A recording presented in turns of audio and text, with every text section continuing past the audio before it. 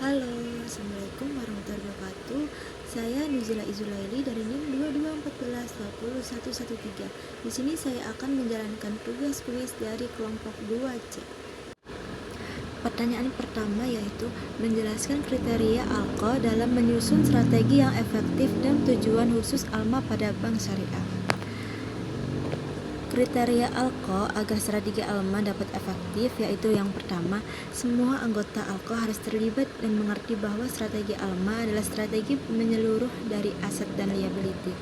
Yang kedua, ada semua anggota ALKO harus terlibat dalam pencapaian anggaran yang direncanakan.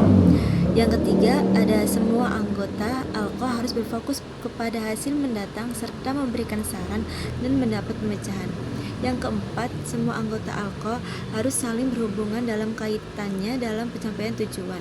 Yang kelima yaitu ALKO harus merupakan keterpaduan dari seluruh bagian yang ada di bank. Semua bagian yang harus mempunyai sistem yang mampu memberikan informasi yang tepat, terbaru, dan akurat. Yang keenam, semua anggota ALKO harus punya semangat pembaruan, mengetahui kemungkinan-kemungkinan yang akan terjadi.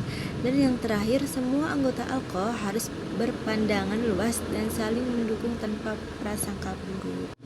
Selanjutnya ada tujuan kebijakan ALMA pada khususnya adalah memperluas ruang lingkup dan tanggung jawab komit ALMA, mengukur dan mengatur risiko yang dihadapi secara konsisten. Kemudian ada menetapkan pedoman, terus membentuk kebijakan yang konsisten dengan kebijakan lain perbankan atau investasi, pinjaman, operasi, dan lain-lain.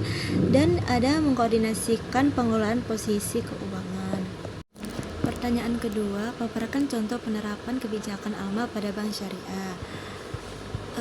Contoh penerapan ALMA di Bank Syariah itu ada pengelolaan risiko likuiditas. Contohnya, Bank Syariah ABC memproyeksi akan terjadi penarikan dana besar dari nasabah deposito mudharabah dalam 1 bulan ke depan. Nah, maka bank itu harus mengatur ulang portofolio aset likuid seperti menempatkan dana pada sertifikat Bank Indonesia Syariah atau sukuk jangka pendek. Terus menyesuaikan tender pembiayaan seperti tidak menyalurkan pembiayaan jangka panjang selama periode risiko tinggi likuiditas. Terus yang kedua ada menyesuaikan produk pembiayaan dan pendanaan. Contohnya yaitu setelah evaluasi ALMA, Bank Syariah XYZ mengetahui bahwa rasio dana jangka pendek terlalu tinggi dibandingkan pembiayaan jangka panjang, disebut mismatch tenor. Maka bank meluncurkan produk tabungan berjangka syariah atau deposito berjangka panjang untuk menyeimbangkan struktur liabilitas. Terus ada penetapan harga dan margin sesuai ALMA. Contohnya yaitu Bank Syariah melakukan simulasi pergerakan pasar dan suku bunga acuan syariah, misal BI Rate Syariah, lalu menyesuaikan tingkat nisbah atau bagi hasil untuk produk tabungan mudharabah agar tetap kompetitif namun tetap menjaga profit margin.